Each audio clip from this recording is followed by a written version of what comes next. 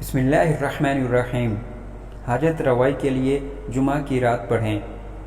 اگر کوئی ایسی جائز حاجت جس کی جلدی پوری ہونے کی خواہش رکھتا ہو، جس کے بارے میں وہ بہت زیادہ کوشش اور جدوجہد کر رہا ہو، تو اسے چاہیے کہ وہ جمعہ کی رات کو نماز عشاء کے بعد 4 رکعت نفل نماز اس طرح پڑھے کہ ہر رکعت میں سورہ فاتحہ کے بعد 21 مرتبہ آیت کریمہ لا الہ الا انت سبحانک انی کنت من الظالمین پڑھے۔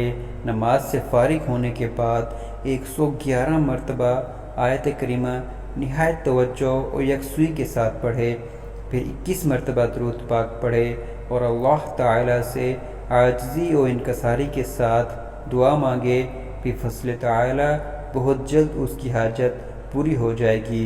سبحان اللہ۔